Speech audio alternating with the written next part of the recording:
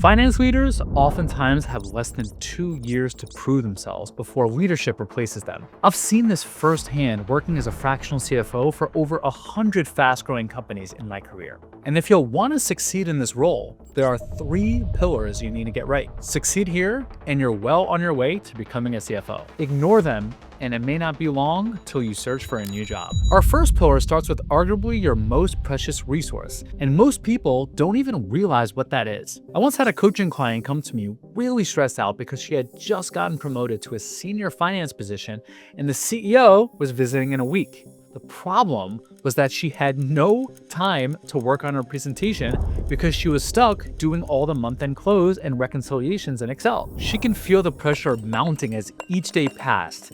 And the solution wasn't to work more, it was to replace the way that she was doing her work with better processes and stronger tools. That freed up her time, but even more importantly, it freed up her energy to focus on her presentation that gave confidence to her leadership team. Because your energy is way more powerful than just your time. That's why the first pillar is all about tools and processes. And there are 3 areas where the right tools and processes will save you time and energy. And it ties into the heart and soul of working in finance and accounting. So I once got an email from the COO asking me to add a commissions amount to an employee's paycheck on the next pay run. No problem, I thought, until I completely forgot about it when I ran that paycheck. Now, to be fair, that was because I had about 400 other things that I was juggling, from AP to board reporting and so much more. Now, I learned that you can't rely on memory. Instead, you need a system where nothing gets lost. So now I have a task management system to track every task. Notion and Asana are 2 of my favorite, and they also make it really easy to collaborate with others. And when it comes to processes, the whole point is to help you understand when you use what tool. So for example, I like to utilize the snooze button on an email if I need to remember to follow up with someone. It's amazing how much being properly organized will save you time and energy as a VP of Finance. But remember, the goal is to free up your time for more valuable tasks. And the most valuable task is not just being really good with operations. You don't get paid a premium salary for a senior role just because you're good at operations. Instead, you do what no one else in the company can do well. You drive strategic financial insights. What's going on in the company? What should they watch out for? What levers can they pull? And ask any senior finance leader what the most valuable tool is for driving those insights. It's hands down a financial model. Your one-stop shop for all your financial reporting, showcasing where you've been and where the company is going. And I'm a huge believer that Excel is the #1 tool for managing all of that. Everyone understands how to use an Excel spreadsheet. It's really easy to customize. Investors and the lenders will oftentimes insist that you send them a spreadsheet so that they could send it to their analyst. But Excel isn't perfect. And on top of that, most people aren't perfect at using Excel. And even though I'm a Microsoft MVP, there are some annoying repetitive tasks I just rather not do, like rolling forward my financial model and then linking in different schedules from an old template. And I was sick of doing that, so I built a tool that eliminates all of that. And it's called Model Wiz. So let me show you how that works. With just 1 click, you can connect to your accounting software and watch this. By clicking this button, no inputs at all, I'm gonna create a beautiful 3-statement model. So this is gonna fetch my data, run a number of Excel automations, and connect all the necessary schedules automatically. And check this out. It's really easy to manage with this 1 drivers tab, where you can just toggle to a different forecasting assumption method or overwrite the formulas with whatever you please.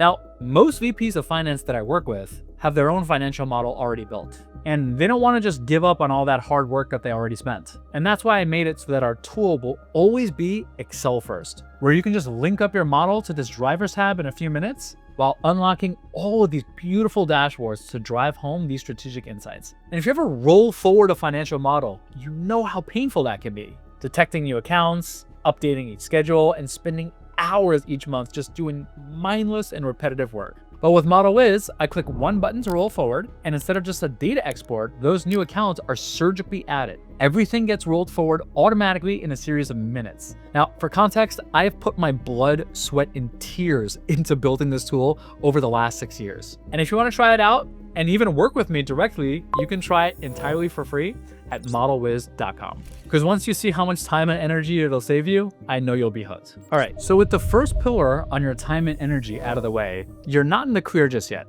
Because while the right tools and processes will do wonders for your career, if you don't have the right foundation in place, your insights won't really be trusted. Which brings me to our second pillar. And I've seen this story play out so many times when a client hires a VP of finance. They may be strong in financial modeling, telling the story of where the company is going, but they are clueless on the details behind where exactly the company has been and what is currently happening. Think of it like a pyramid. You first need accurate and reliable data that is easy to access. Then you need to clean that data with proper classifications, reconciliations, adjustments, and only then can you analyze that data to drive home those insights. Now, if you don't have either of these fours in place, the whole foundation breaks. I once worked with a client who was paying me $15,000 a month to run their entire finance function. But the problem was they had data coming from their accounting system, from their database, their vendors had their own set of data.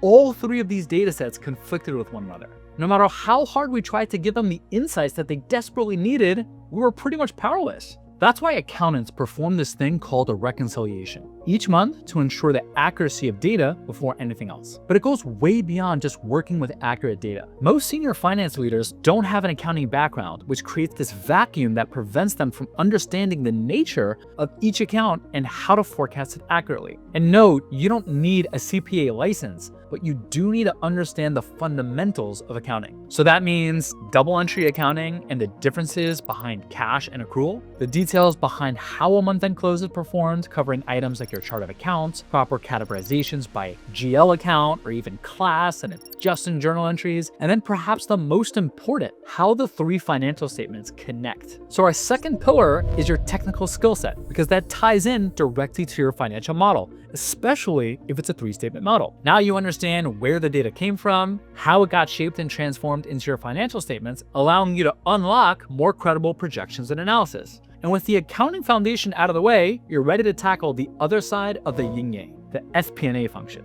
And here's where you get to have some fun. Now, I like to break that down into 4 parts. First, there's creating a three-statement model, which means linking the income statement and balance sheet, and then unlocking a statement of cash flows. Now, I have a video covering how to do that in detail, so I won't go into that now. But the next stage comes from forecasting revenue, arguably the most important aspect for any business. Then there's forecasting your P&L, which includes your headcount, your largest expense, followed by every other expense. And finally, forecasting your balance sheet, allowing you to highlight the differences once again between cash and accrual. With each of these in place, it becomes really easy to report on the full picture of the company. You now have a strong engine that'll allow you to uncover whatever insights need to be addressed in a clean, credible, and professional manner. But you're not going to be able to get there alone, as you'll be missing a crucial ingredient, which leads us to our third and final pillar. And it may be my favorite part of strategic finance. I still remember my first few meetings chatting directly with the CEO, learning the exact playbook they were creating on the fly to scale their company. I still remember those first few board meetings, sitting in and connecting with the board members who had multiple companies that they had built and sold, sometimes for hundreds of millions of dollars. And still to this day, I get to work with some amazing people who run different departments, like sales, marketing, engineering. Each of these relationships presents a massive opportunity when you present them the right way, and can be the final nail in your coffin if you don't. That's why our final pillar is the people. And here are the stakeholders that you need to have on your radar. First, they're the ones who hired you to begin with. The CEO, the COO, we call that leadership.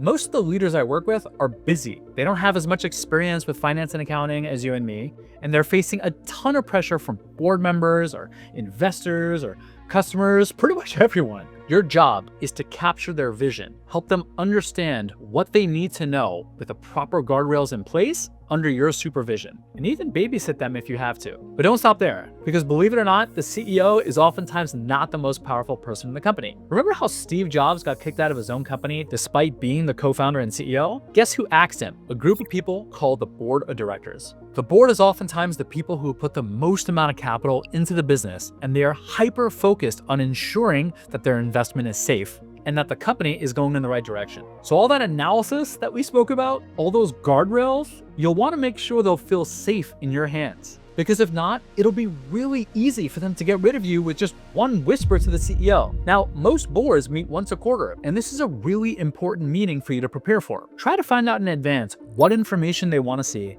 where they have a concern, and what open questions you can address. My preferred board deck often starts with a KPI dashboard like this, followed by a budget versus actuals, followed by a summary of the 3 financial statements, and then any other reports specific to the business and where they're at. And the board of directors is the perfect segue for our next stakeholder because it's common for board seats to change as the companies grow, especially a startup. That's because startups oftentimes need to continue raising capital in order to survive. So for that, you'll need to win the hearts of our next stakeholder, investors. Here, your goal is to paint the vision for the company and show them your credible assumptions behind that hockey stick that you're projecting. And be nice to them. If they invest, most likely they'll take a board seat and you'll see them every quarter. But to get to that credible forecast, you won't be able to do it alone. You'll need the cooperation from our final 2 stakeholders. Usually once a company grows past 40 employees, it's no longer the CEO who's running everything. That pretty much becomes not feasible. Instead, the company will build out departments led by our second to last stakeholders, the department heads. Here, your job is twofold. First, show them what's happening in their department. And remember, they may not understand basic finance and accounting. So explain how to read a profit and loss, the difference between sales and revenue. Speak their language. Next, meet with them and collect their inputs. Do they plan to hire this quarter? Is there a conference they want to get to? A CFO once said it to me best. Forecasts should be owned by one person, but built collaboratively. And we can't talk about collaboration without speaking about our final stakeholder. And to be honest, they may be the trickiest stakeholder to work with. My manager once said it best when she said that she has always seen that FP&A and accounting butt heads. And it makes why. It's common as organizations mature for these 2 functions to be managed by a different group of people. And like we spoke about, if you work in FP&A, you can't work on your forecast until the data is first reconciled by accounting. That puts a lot of pressure on the accounting team. On top of that, analysts oftentimes make more money than bookkeepers. A VP of finance oftentimes makes more money than a controller. That can cause resentment, especially because you both see all the details behind how much everyone is making. The solution is to invest in the relationship. Don't just go to them whenever you need something. Get to know them. Understand their process. Lend a hand to help. Or better yet, by getting involved in the process, it'll only make you stronger at your role. And once you have your tools and processes dialed in, you have the strong experience and strong technical foundation, and have built some amazing relationships with each of these stakeholders, you can now focus on driving those strategic insights like we spoke about. And what's the #1 report to drive strategic insights? Easy. The budget versus actuals. So watch this video over here where I'll do that full deep dive, and I'll catch you there.